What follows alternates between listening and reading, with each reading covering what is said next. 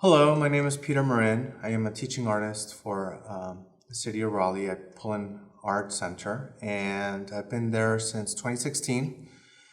Um, I've been part of this project with People in Portraits and now People in Postcards, or Raleigh in Postcards, and I am very excited to share with all of you the technique instructional video on transparency and also the themed video on Day of the Dead. A little bit about myself is I was born in Mexico City, and I came to the country in 1984. I've lived in California, I've lived in New York, I've lived in Madrid, and now I'm happy to make Raleigh my home.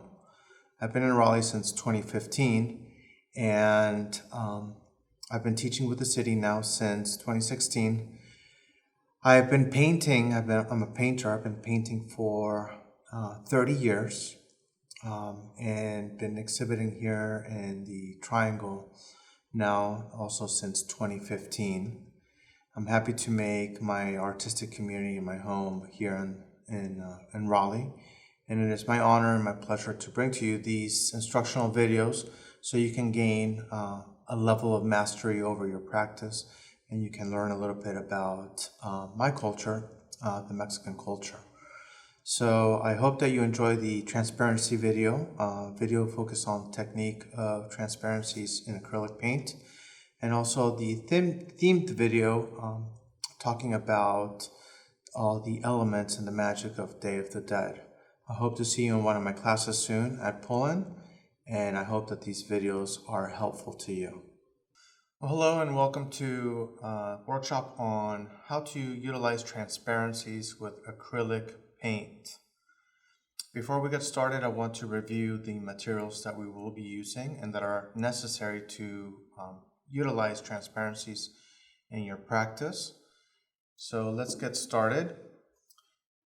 We're going to need palette knives. Palette knives are going to be utilized to mix paint. I recommend at least 2 palette knives. It's not necessary that you do, but 2, that way you can keep them separate with paint on them. You might want to keep one for blues and greens and the other one for reds and yellows, for example. That way your paints don't mix. As far as brushes go, I recommend a variety of brushes. I like to use the flat brushes in a variety of sizes so I can get different edge qualities. I also recommend a range in rounds for details, from a wider round to a smaller round to a fine detail round. I find that these are able to paint edges and areas that these larger brushes can't paint.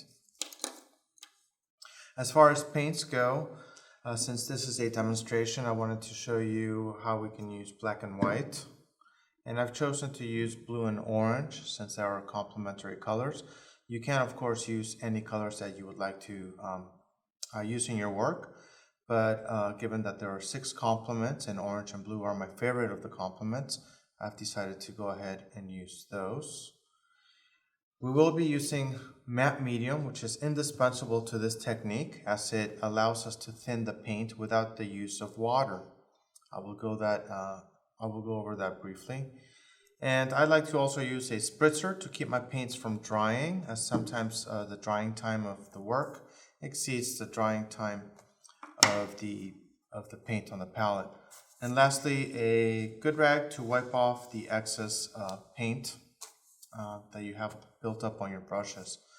I like to work with 2 containers of water, one where I call a rough rinse and the other one a fine rinse.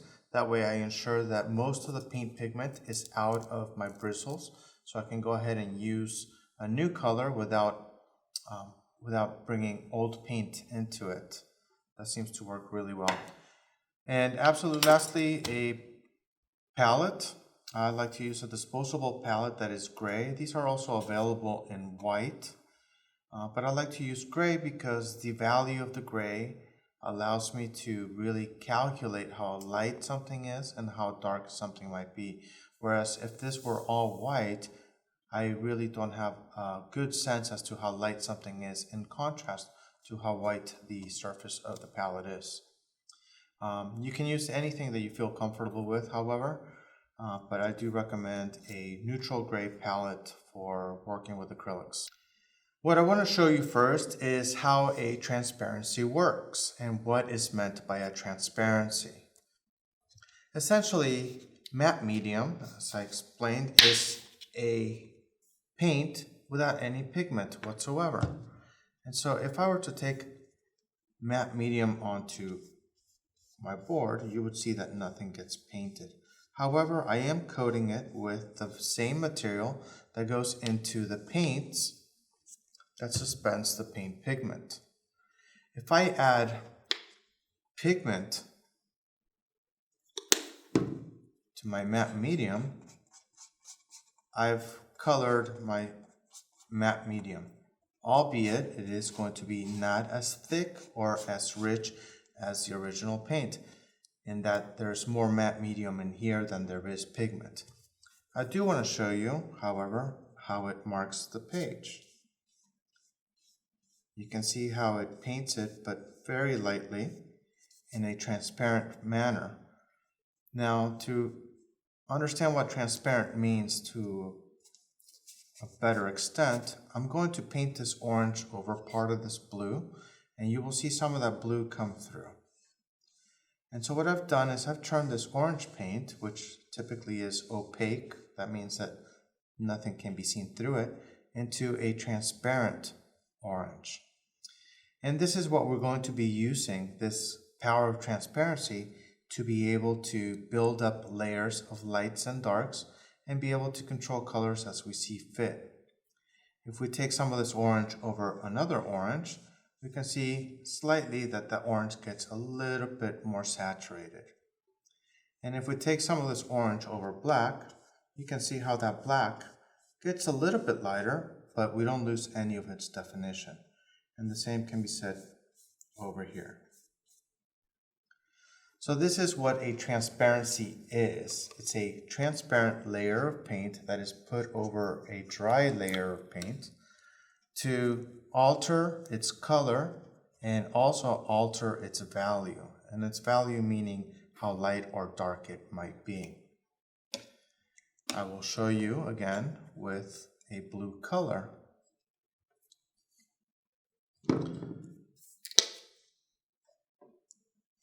And keep in mind that the mix of paint to matte medium is not going to be an equal ratio.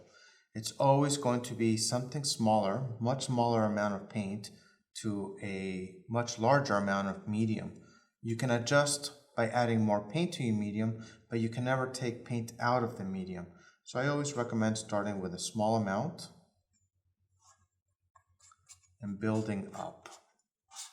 So you can see we are coloring our medium. It has gained the color of our original paint. And now we will paint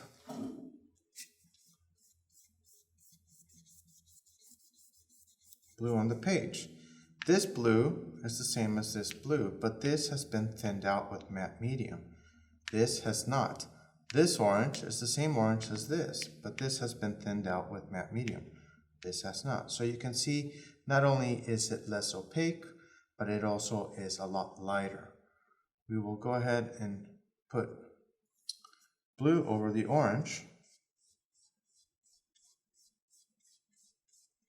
And you can see how what we've done is we've darkened the orange slightly. We have taken away some of its saturation by putting blue on top of it, yet allowing some of that orange to come through. And over the blue, we just fortify the blue that's existing. We add another thin layer of the same color. Now, if I were to add some transparent blue over transparent orange, we will get the same result, but a lot more subtly. And over black, you can see how it shifts the black slightly, but we're able to then paint the surrounding area that was white a type of blue. You can see how it gets a little bit darker. So this is how transparencies work. Technically, we will now use transparencies to create an image. So you can see how we can use them to create a unified image and we can control the lights and the darks within that image. Okay, so now what I've done here is I've copied a still life that I've set up for myself of a few boxes and a cylinder. And I'm doing this just to practice the effects of transparency. As you can see, typically we start with a white sheet of paper or a white canvas.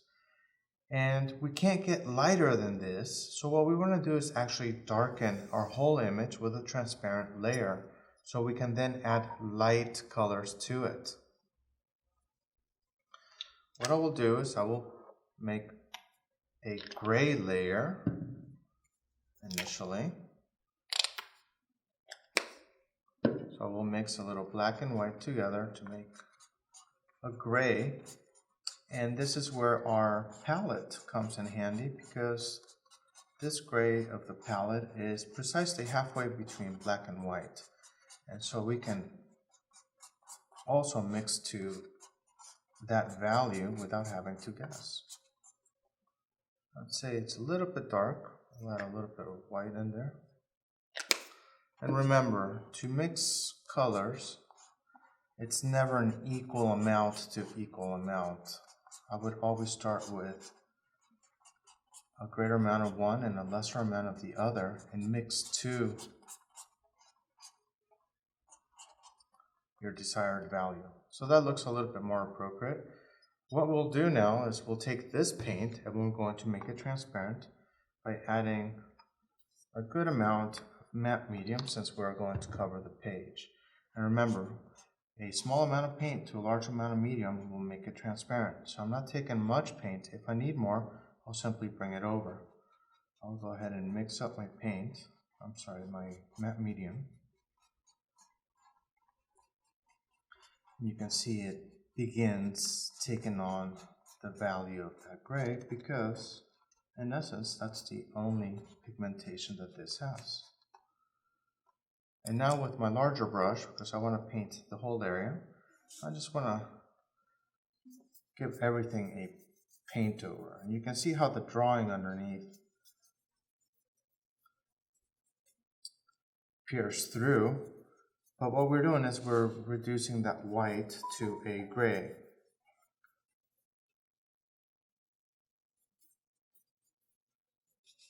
Looks like I might need to make it a little bit darker, but now that I've started with this, we'll give it one coat and then give it a second coat.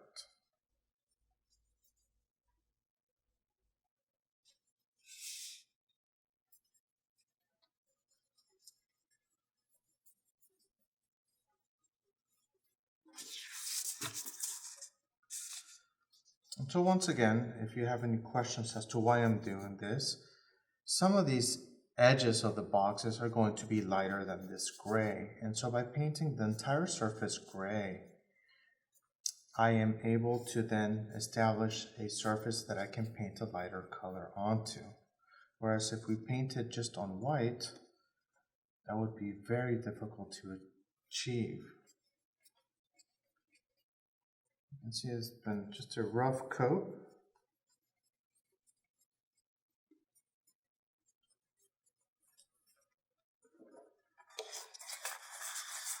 Okay, so there you have it.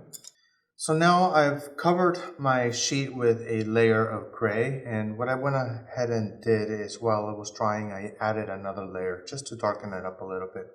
I can still see the pencil marks from my drawing underneath, which is very important. If you bury your pencil marks, you won't be able to find your drawing. But what we need is for them to be somewhat buried, because we don't want those pencil lines to come through in our final piece. Now I've mixed my middle gray, which is right here, and now I will take my source and I will begin making adjustments on my page as per the source. So I'm going to mix a little bit of white with some matte medium to work in the lighter values. And what I want to do is I want to find a lighter value and a darker value. So this first pass we end up with three values: the darkest, the middle, and the lightest. This way we begin sort of creating a roadmap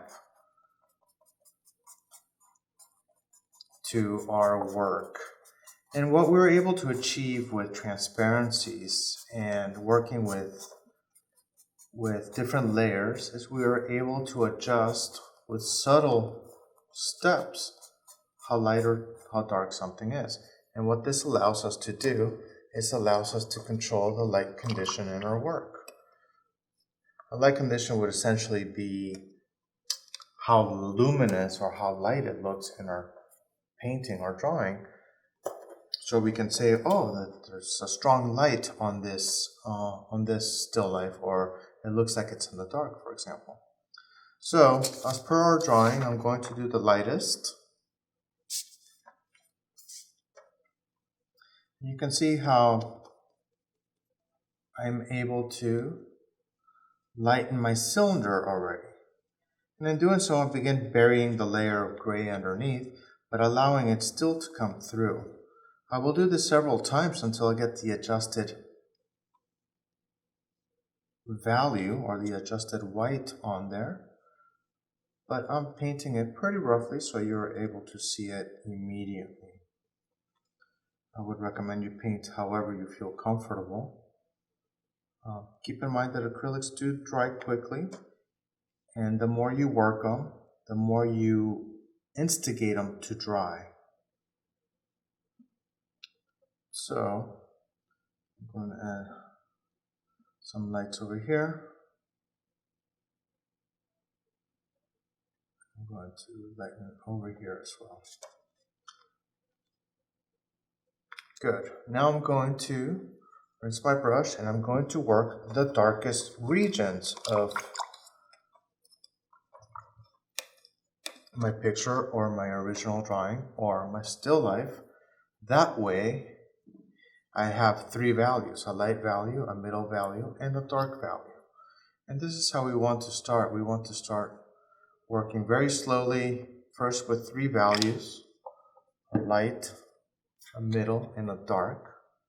You can see I'm putting a good amount of matte medium in there.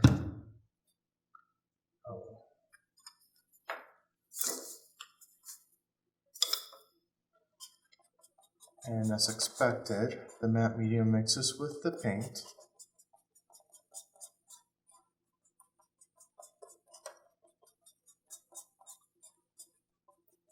And produces a large pool of black. Again, it's not going to be all black paint, it's mostly medium, and so it is somewhat transparent. And so I'm going to then darken this area and darken this area of my work. And so I'm going to come in, you can see how already, by darkening the area, the boxes that I've drawn in are beginning to emerge.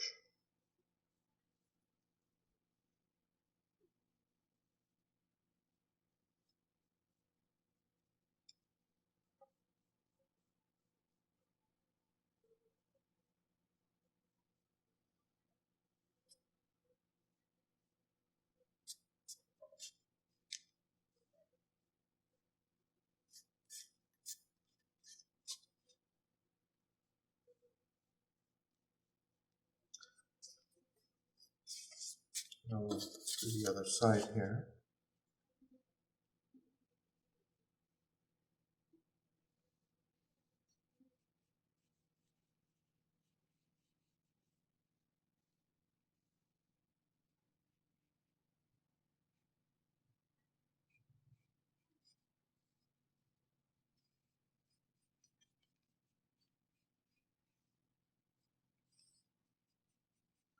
Now, if you're working with a lot of shadows, this is a really good way of being able to work those shadows because it is a transparent medium.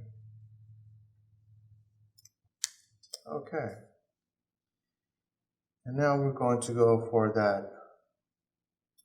We're going to make now adjustments. We've got our lightest, we've got our darkest, and now we want to retain this side, but we want to make this a little bit lighter than this so this stands out.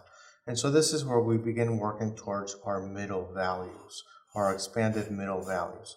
So I will take a mixture of my black and my gray to make a darker gray to be able to then paint these boxes. And you'll see the immediate effect. As you can see that this is much lighter than this, but this is much darker than that.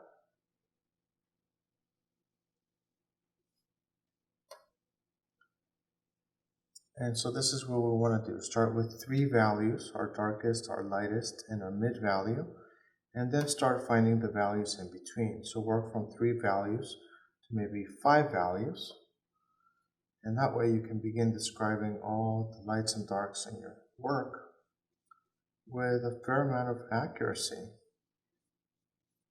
But remember, since these are also transparent, you can make adjustments to them later on in the work if you find that they're not as they should be or as you want them. Okay, and now I'm going to need something lighter than this, but darker than the background. And so now I will take some of this gray and I will bring most of this white into it to make a lighter gray.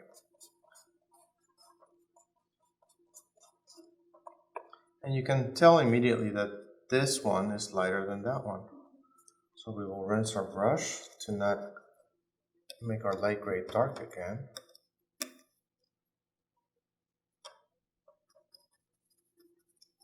And now we can go in here with confidence and give the top of the box a pass with this lighter gray.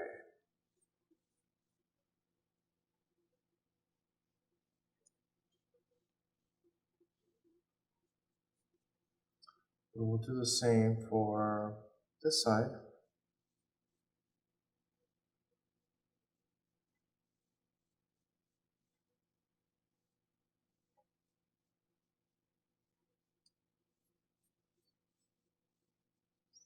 Okay, now this one and this one are looking somewhat alike, and so what we're going to do is we're going to darken this side and this side slightly.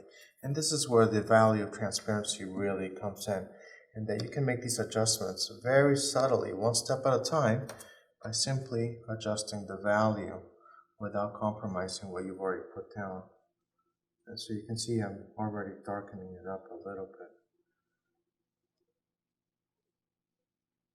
And that is beginning to adjust the value significantly.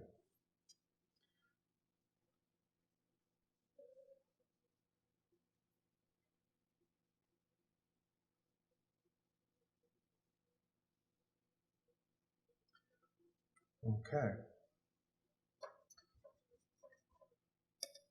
And now we can go back and adjust our darks once again and push our darks a little bit farther out with the same black that we had earlier. Remember, it is transparent, and so we can build on these layers already. Really begin getting those hard edges that you see right here. These hard edges that you see over here as well.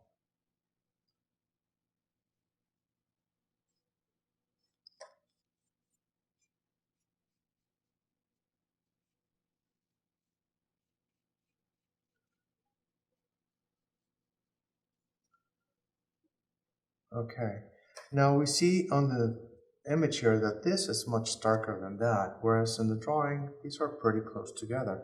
So I'm going to take this opportunity here to actually darken this background and allow some of that cylinder to come through.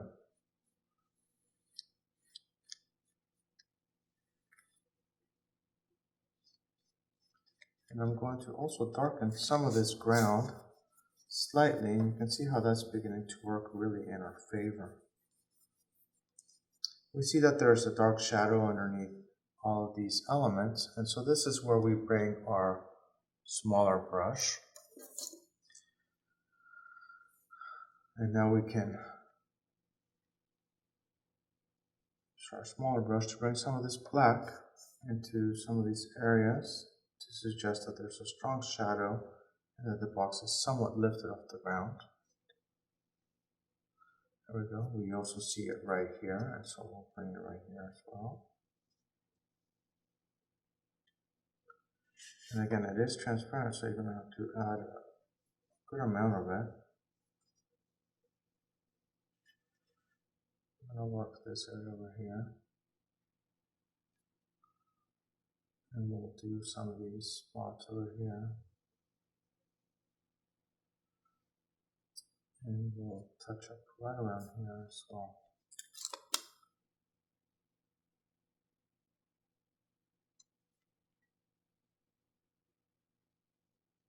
And likewise over here.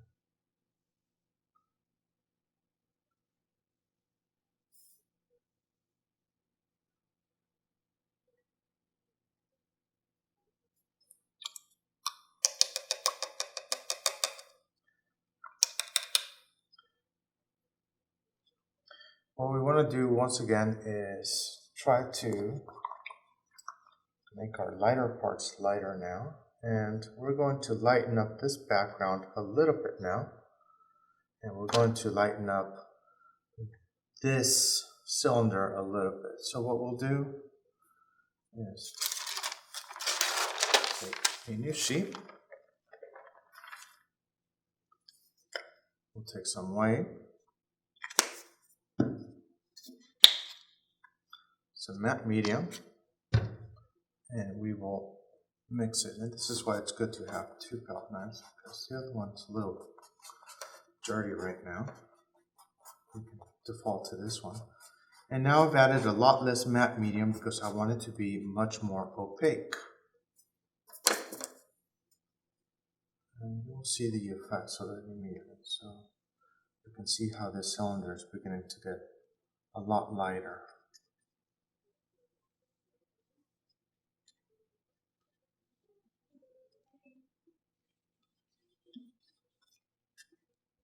There we go, and it looks like it's the light is right around here, so we'll suggest a light element right there.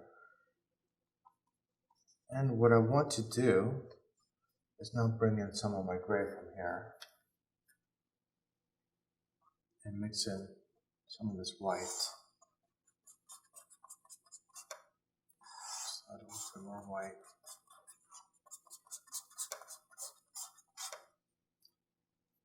And we'll add this white from the brush.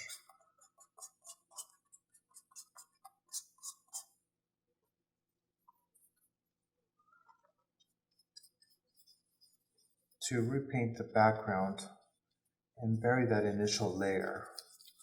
It's a very similar gray, but it's a little bit lighter. And so this allows us to begin really pushing all our forms out.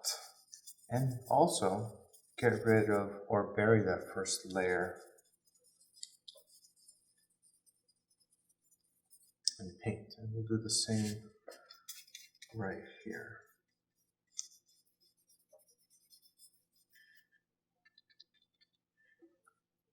And we'll do the same here. This face of this box. We'll do here. Here.